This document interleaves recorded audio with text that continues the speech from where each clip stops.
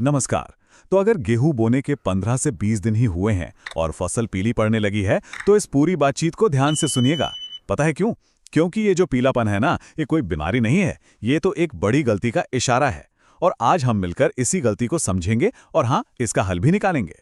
तो चलिए बात को आगे बढ़ाते हैं। सबसे पहले तो ये समझ लीजिए कि ये सिर्फ पौधे के रंग का मामला नहीं है। पीला गेहूं मतलब सीधी सी बात है, कम पैदावार, मतलब मेहनत तो पूरी की पूरी लग गई, लेकिन जब मुनाफे की बारी आई तो वो कम हो गया। तो भाई इस समस्या को हल्के में तो बिल्कुल नहीं ले सकते। तो सबसे पहला कदम क्या है? अरे भाई, समस्या को ठीक से पहचानना। एक बार देख तो लें कि क्या आपके खेत में भी बिल्कुल यही हाल है। चलिए देखते हैं कि ये पीला पड़ा हुआ गेहूं आखिर दिखता कैसा है। जरा इन लक्षणों पर गौर कीजिए। क्या गेहूं की पत्तियां हल्की पीली पड़ गई हैं?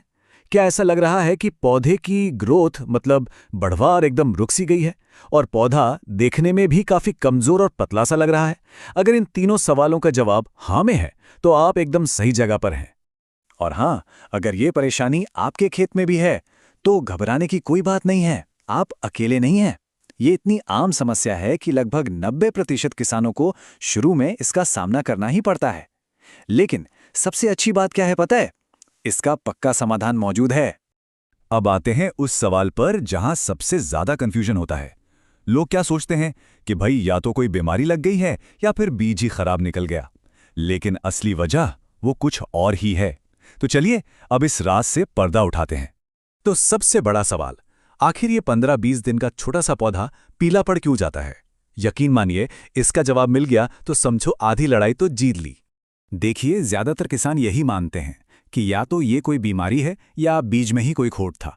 पर मैं आपको बता दूं, ये दोनों ही बातें गलत हैं। सच्चाई एक नहीं बल्कि 3 बड़ी वजहों में छिपी हुई है।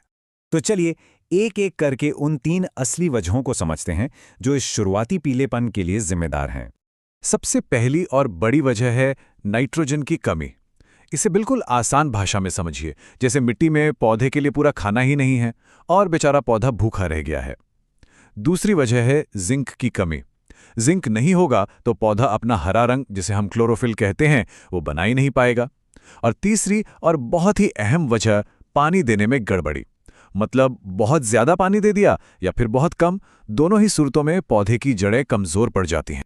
चलिए, वजह तो समझ आ गई, लेकिन अब सबसे जरूरी सवाल, इसका इलाज क्या है? तो अब बात करते हैं सटीक और सही समाधान की। और ये एक ऐसा तरीका है जिसे कोई भी किसान आसानी से अपना सकता है और नतीजे वो तो शानदार मिलने ही हैं। ध्यान से सुनिएगा, ये पहली खाद के लिए है जब फसल 15 से 20 दिन की हो। अगर हिसाब हेक्टेयर का है तो 45 से 50 किलो यूरिया और साथ में 10 किलो जिंक सल्फेट लेना है। और अगर एकड़ में बात करें तो 18 से 20 किलो यूरिया और उसके साथ 4 किलो जिंक सल्फेट का इस्तेमाल करना होगा। लेकिन रुकिए, सिर्फ सही मात्रा जान लेना ही काफी नहीं है, उसे डालने का तरीका उससे भी ज्यादा जरूरी है। याद रखिए, यूरिया हमेशा पहली सिंचाई के बाद डालना है और जिंक सल्फेट को उसे सूखी मिट्टी में अच्छे से मिलाकर डालना है ताकि वो पूरे खेत में बराबर फैले। और ये एक बात तो बिल्कुल गांठ बांध लीजिए, खाद डालते समय खेत में हल्की नमी हो, बस। पानी भरा हुआ बिल्कुल नहीं होना चाहिए। क्यों? अरे भाई, पौधों की जड़ों को भी तो सांस लेनी होती है।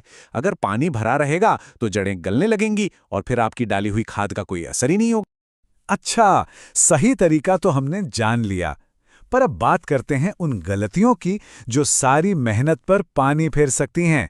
सावधान, अगर ये गलतियां हुई तो गेहूं हरा होने के बजाय और भी ज्यादा पीला पड़ जाएगा। ये 3 गलतियां हैं जिनसे बिल्कुल बचना है। पहली, एक साथ बहुत सारा यूरिया डाल देना। दूसरी, जैसा अभी हमने बात की, पानी से भरे गीले खेत में खाद डालना। और तीसरी गलती, दोपहर की कड़कती धूप में किसी भी चीज का स्प्रे करना। इससे पौधे पर जबरदस्त स्ट्रेस पड़ता है। तो अगर बताए गए सही तरीके को अपनाया जाए और इन गलतियों से दूर रहा जाए तो ज्यादा इंतजार करने की जरूरत ही नहीं पड़ेगी। सिर्फ 1 हफ्ते के अंदर आपको फर्क साफ नजर आने लगेगा। और नतीजे क्या होंगे? अरे कमाल के! सिर्फ 5 से 7 दिनों में ही जो गेहूं पीला पड़ा था वो फिर से लहलहाता हरा हो जाएगा। पौधा न सिर्फ मजबूत बनेगा बल्कि जो बढ़वार रुकी हुई थी वो भी रफ्तार पकड़ लेगी। तो इतनी सारी बातचीत के बाद अब एक सवाल, इस समय आपके अपने खेत में गेहूं का क्या हाल है? जरा सोचिए, क्या वो उन्हीं लक्षणों से मिलता जुलता है जिनकी बात हमने शुरू में की थी? हमें नीचे कमेंट्स में जरूर बताइएगा, आपके खेत का गेहूं पीला है या हल्का हरा है या फिर एकदम बढ़िया है। और हाँ, अगर मुमकिन हो तो एक फोटो भी शेयर कीजिए, क्या पता हम सब मिलकर एक दूसरे की कुछ मदद कर पाएं।